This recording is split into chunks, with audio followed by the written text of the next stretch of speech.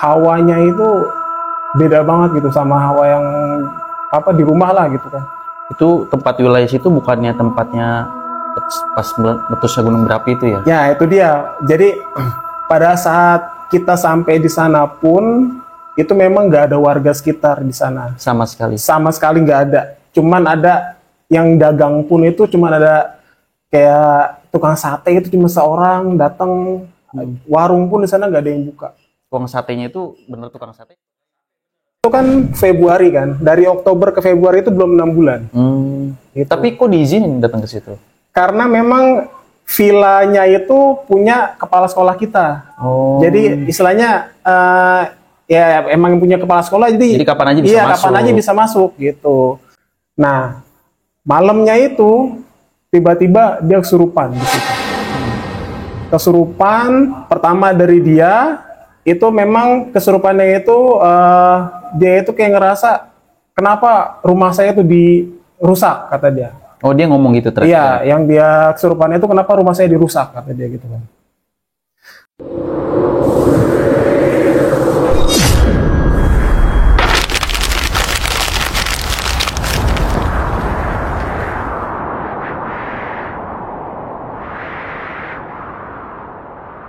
Assalamualaikum warahmatullahi wabarakatuh. Kembali lagi di MR3 Channel. Kali ini gue kedatangan narasumber nih. Narasumbernya ini ingin menceritakan tentang pengalamannya pas masih di zaman dia sekolah. Kita langsung sambut aja ya Bang Aldo ya? Boleh. Apa kabar Bang Aldo? Baik, alhamdulillah. Boleh diceritakan Bang Aldo gimana ceritanya tuh, katanya di daerah mana Bang Aldo? Jadi di daerah Kaliurang itu di Jogja tempatnya. Jadi flashback lagi jauh sih ya, soalnya pada saat zaman saya sekolah itu, jadi kita ada study tour ke sana itu di bulan Februari tahun 2011. Kisaran tanggal 15 ya kayaknya nih, 15 kita jalan ke sana gitu. Nah, jadi pada saat perjalanan sih masih aman-aman aja ya.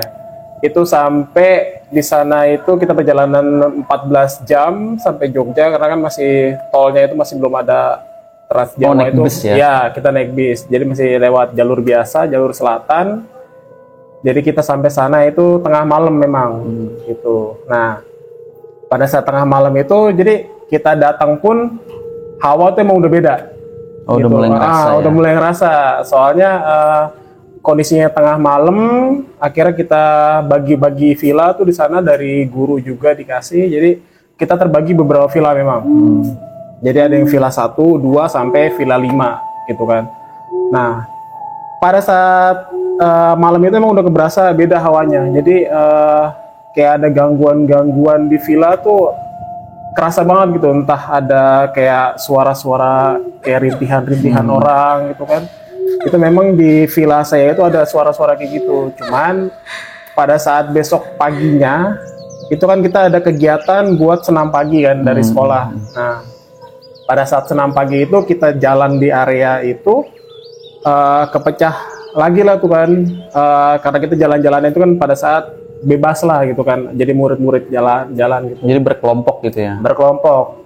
Nah, pada saat mereka pisah itu ada salah satu cewek lah, murid itu, kalau kita bilang iseng lah ya gitu kan. Jadi dia itu ngambil kayak daun di pohon kecil gitu. Oh, metik. Namanya masih anak-anak gitu kan. Udahlah dia main ambil-ambil aja gitu. Ternyata menurut pas pada saat kesurupannya itu dari situ pusatnya gitu. Dia ngambil itu, memang saya lihat juga pada saat dia balik ke villa itu dia tuh udah diem bengong, banyak bengongnya. Itu setelah ngambil itu daun itu di pohon kecil itu. Nah, pada saat sampai villa dia udah bengong gitu, diem aja, nggak ada diajak ngobrol pun juga sama temennya itu kayak nggak respon gitu, saking bengongnya diem gitu. Nah, malamnya itu tiba-tiba dia kesurupan di situ. Kesurupan pertama dari dia itu memang kesurupannya itu dia itu kayak ngerasa kenapa rumah saya itu dirusak kata dia. Oh dia ngomong gitu terus? Iya, yang dia kesurupan itu kenapa rumah saya dirusak kata dia gitu kan. Yang di dalam tubuh ini kata dia itu merusak rumah saya dan saya tidak suka, kata yang kesurupannya itu. Akhirnya dari dia satu, karena teriak-teriak gitu, kita panggil guru yang bisa inilah. Dia udah teriak-teriak, ternyata ngerembet ke sebelahnya. Oh, jadi Iya, nambah. jadi nambah lagi. Satu orang kena lagi, satu orang kena lagi, dan itu satu villa semua, kisaran ada 20 orang deh. Kesurupan Itu kesurupan semua. Gak ada yang, satu belum kelar nih udah masuk lagi, satu belum kelar udah masuk lagi. Dan itu sama semua, itunya nekenin kalau apa ya, si cewek ini itu udah ngerusak rumahnya dia. Cuman gara-gara metik Cuman itu. gara-gara metik doang itu aja. Gitu. Sosoknya gimana tuh? Pada saat itu memang belum ada sosok, gitu kan. Cuman ada kayak nenek-nenek lah gitu di luar itu memang merhatiin, dan kita nggak tahu itu siapa. Dia tetap diem aja, bantuin enggak, terus ngerespon, ngajak ngobrol gitu juga enggak, gitu. Yang lain pada ngeliat atau Mas Aldo dong? Yang lain sih nggak ada yang ngeliat. Itu hanya ada saya yang ngeliat itu, sama teman saya ada satu lagi itu. Memang kalau dibilang teman saya ini bisa lah kayak masalah-masalah spiritual gitu kan. Nah dia pun nanya, "Do, lu lihat gak?" kata dia. Ada, bilang. Itu nenek-nenek memang diri aja gitu, nggak ada respon atau apa. Di depan pintu Iya, gitu. di depan pintu itu, ngeliat aja. Perawakan itu bener-bener nenek-nenek banget. Nenek-nenek banget, udah tua banget memang. Itu nenek-nenek gitu. Itu akhirnya satu persatu disembuhin sama guru kami itu di sekolah. Udah tuh, sudah apa? Agak mendingan. Udah agak mendingan. Cuman itu cewek yang itu masih tetap beberapa kali masih tetap terus kerasukan lagi. Oh, jadi fokusnya ke perempuan Fokusnya itu ya? ke perempuan itu aja. Soalnya kenapa? Kita ini nggak tahu ini pohon mana yang dia cabut kan. Ditanya pun dia diem aja. Nggak ada ngomong sama sekali. Dia nggak ngasih tahu apa-apa. Gitu. Ada ancaman nggak atau dari penunggu tersebut? Kalau dari ancaman sih nggak ada ya. Pada saat di villa itu ya, itu nggak ada. Nah, terus balik lagi ke villa saya, itu memang ada kayak sosok kakek-kakek di sana. Oh, gitu. Ya, memang apa ya, kakek-kakek itu kayak ngejaga villa itulah di tempat saya itu. Kadang dia suka muncul, kadang enggak. Cuman ya itu masih tetap ada suara rintihan itu, kayak orang nangis gitu di villa di tempat saya. Gitu. Terus selama berapa hari di situ? Di sana itu saya prosesnya itu 2 malam. Itu jadi malam pertama itu sehari, terus malam selanjutnya itu kan kita ada jalan ke Solo, terus balik lagi sampai besoknya itu baru kita pulang. Oh gitu. Jadi selama di sana itu memang hawanya itu beda banget gitu sama hawa yang apa di rumah lah gitu kan. Itu tempat wilayah situ bukannya tempatnya pas meletusnya gunung berapi itu ya? Ya itu dia. Jadi pada saat kita sampai di sana pun itu memang nggak ada warga sekitar di sana. Sama sekali. Sama sekali nggak ada. Cuman ada yang dagang pun itu cuman ada kayak tukang sate itu cuma seorang datang. Warung pun di sana nggak ada yang buka. Tukang satenya itu bener tukang sate? Tukang sate bener. Saya beli juga soalnya. Oh, beli juga. Iya, beli juga. Nah, jadi ada penjaga villa itu kan saya tanyakan, "Pak, ini kenapa sepi?" gitu kan.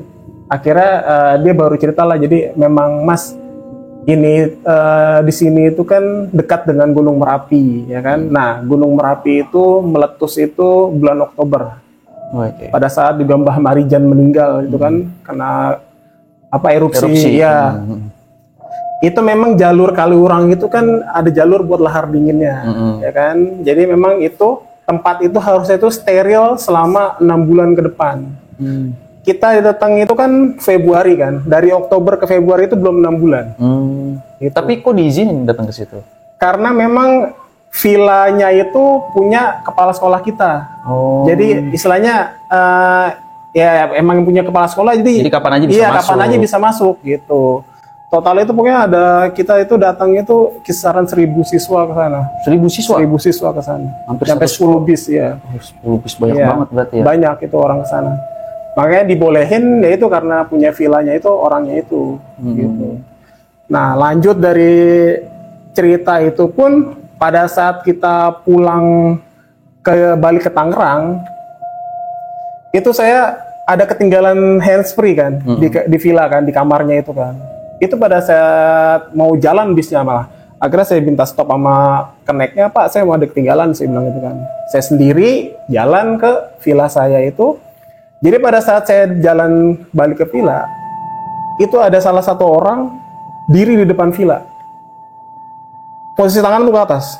Jadi dia itu kayak ngambil apa, kayak narikin arwah apa, saya nggak tahu gini ya. Itu kayak masukin lagi ke villa gitu. Karena kita udah kosong semua kan, udah steril kan. Itu dia kayak masukin lagi, gitu. Akhirnya saya permisi kan, maaf mas, permisi, dia bilang, saya mau ambil ke dalam, bisa, saya bilang itu kan. Bentar mas, kata dia, jangan masuk dulu, kata dia. Tunggu sebentar di situ, katanya. Nah, dari situ dia baca-baca apa, saya nggak tahu. Setelah saya nunggu, akhirnya diizinin masuk. Pada saat saya masuk pun juga, ini saya nggak apa-apa masuk, saya bilang itu kan. Iya nggak apa-apa, silakan, kata dia. Itu pas saya masuk ambil handsfree, itu wujud kakek-kakeknya itu ada lagi di dalamnya itu ada lagi. Saya permisi pun nggak ada respon, nggak ada apa. Tapi secara visual jelas melihat. Secara visual jelas kakek-kakek, sosok kakek-kakek itu. Di balik pintu atau?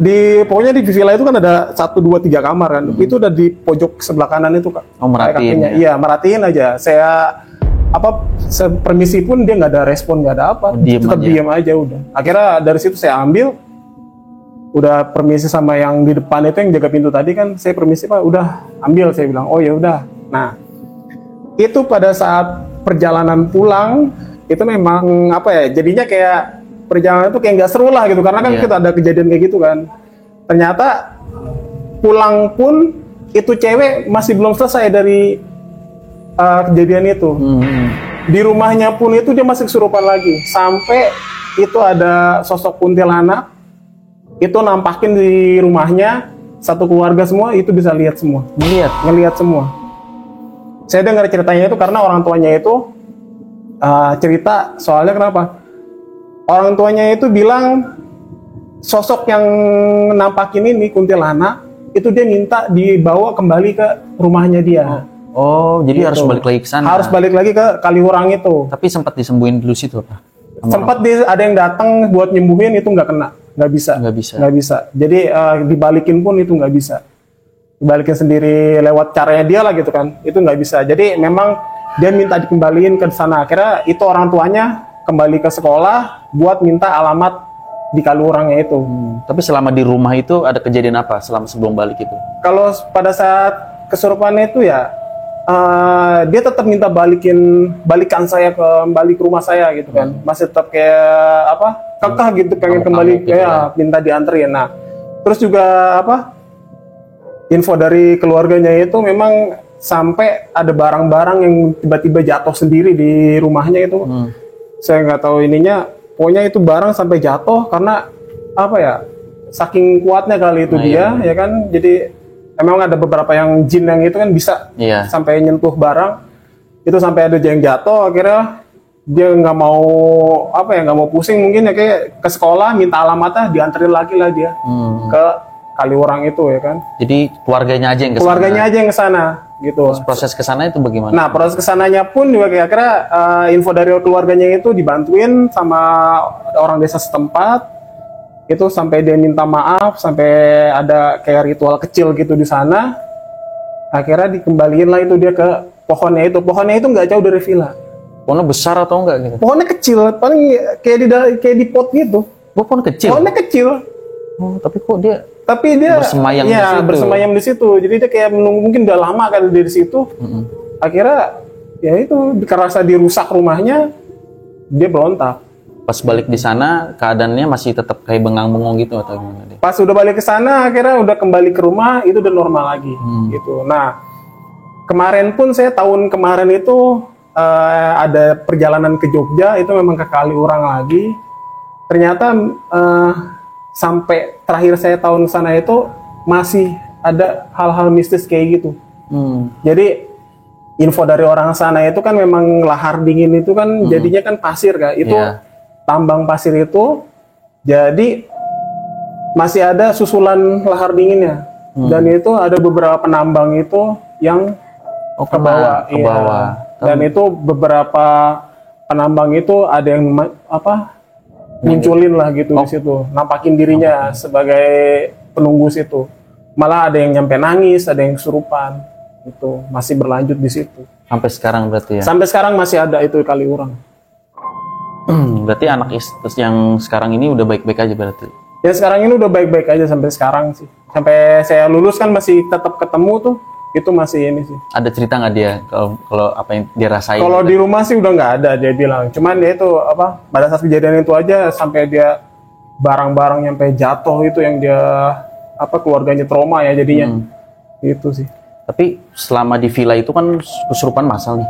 Berarti yang ngobatin itu satu orang. Yang ngobatnya yang satu orang ada guru kita.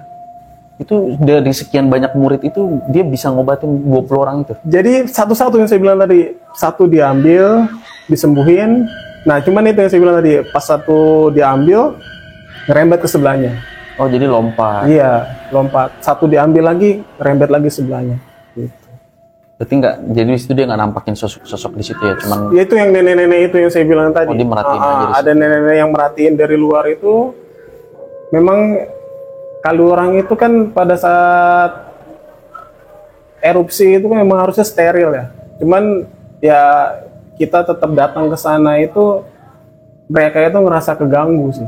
Iya. Kalau menurut karena saya. belum steril ya. Iya, karena kan setelah kejadian itu kan banyak korban makan korban itu kan di situ.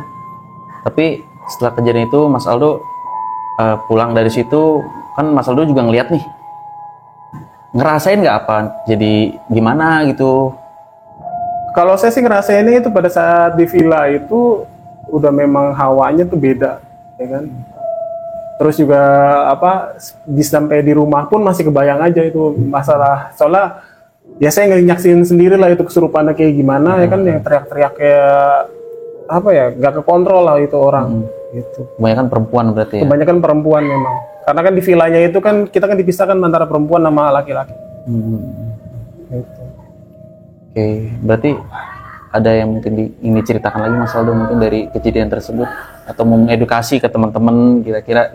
Kalau buat edukasi sih paling ya dimanapun kita berada itu tetap jagalah apa ya etika kita lah nggak perlu kayak ngerusak alam atau nggak ngerusak tempat yang kita kadang-kadang yang nggak sengaja ya? Ya itu kan nggak sengaja kan dia main ambil daun gitu kan padahal ya namanya orang iseng lah itu cuman kalau bisa di daerah-daerah yang kita baru kunjungi itu jangan sampai kayak gitu gitu ya sampai kayak kita lah kita udah lama di situ sebagai manusia aja ada orang baru yang rusak kan kita juga kesal kan ya, gimana dia yang nggak punya hati lah ya jin-jin itu kan yang dia bakal berontak pasti. Iya betul sekali. Mas Aldo kan tahu nih tempatnya itu katanya cukup angker ya, bekas kejadian tersebut.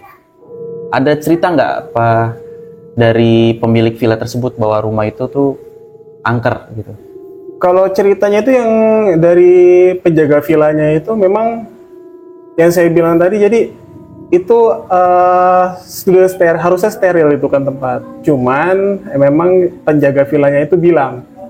Jadi di villa yang perempuan itu kesurupan itu memang bekas kayak petilasan lah napak tilas gitu. Jadi ada apa? Harus ada ritual misalkan setiap sebulan sekali itu harus ada ritual di situ untuk penunggu-penunggu di sana. Gitu. Tahu ritualnya kayak apa? Kalau ritualnya itu paling saya nggak nanya sejauh mungkin ya, cuman dia bilang itu ritualnya itu buat istilahnya kayak terima kasih lah untuk penunggu di sana untuk ngejaga tempat itu karena kan memang pada saat erupsi itu kan ditinggal lama kan sampai berbulan-bulan itu tempat benar-benar kosong nggak ada orang di sana gitu. Setelah kejadian itu apakah dari pihak kepala sekolah tuh meminta maaf karena kalau dari kepala sekolah sih nggak ada, paling dari gurunya aja sih. Nah, jadi gurunya itu ngerasa apa ya bersalah lah, karena kenapa bisa sampai kejadian gitu ke anaknya gitu kan. Sedangkan kan ini kan namanya study tour itu kan tanggung jawab guru kan, gitu. Nah, dampaknya kan karena ya itu jadinya ke psikisnya itu perempuan gitu kan. Terus selama 2 hari di situ itu kan Mas Aldo kan diliatin tuh ya sama sosok nenek-nenek itu ya? Iya, sosok nenek itu sama kayak kakek itu ya. Ada gangguan lain nggak selain ditampakin itu? Kalau gangguan-gangguan lain itu Eh, Lagi olahraga atau lagi acara ke jalan ke Solo kan sempet jalan ke Solo kan tuh. kalau ke Solo itu sih kita nggak ada apa-apa sih. Cuman pas di villanya aja itu dia jadi di villa di villanya semua itu. Jadi malamnya itu juga kita ngerasa kok ini tempat nggak ada, kayak nggak ada orang sama sekali. Iya, kayak nggak ada penghuni sama sekali gitu kan, udah kayak kota mati gitu. Apa banyak-banyak kayak gangguan-gangguan, ada yang kayak nangis di salah satu di pohon gitu kan. Jadi dari kita apa yang pengennya senang-senang study tour ke sana, jadi kayak tertekan gitu karena dari situasi-situasi sekitarnya itu gitu. Bukannya malah jadi seneng ya, malah jadi Iya, tertekan, malah jadi kan? tertekan. Oke, terima kasih Bang Aldo atas ceritanya dan pengalamannya. Buat teman-teman semuanya, kalau misalkan ingin bercerita masuk ke podcast kita, bisa langsung aja DM ke Instagram atau mungkin nomor WhatsApp yang sudah tertera di bawah ini ya. Terima kasih Mas Aldo menyempatkan waktunya. Terima kasih waktunya juga. Assalamualaikum warahmatullahi wabarakatuh.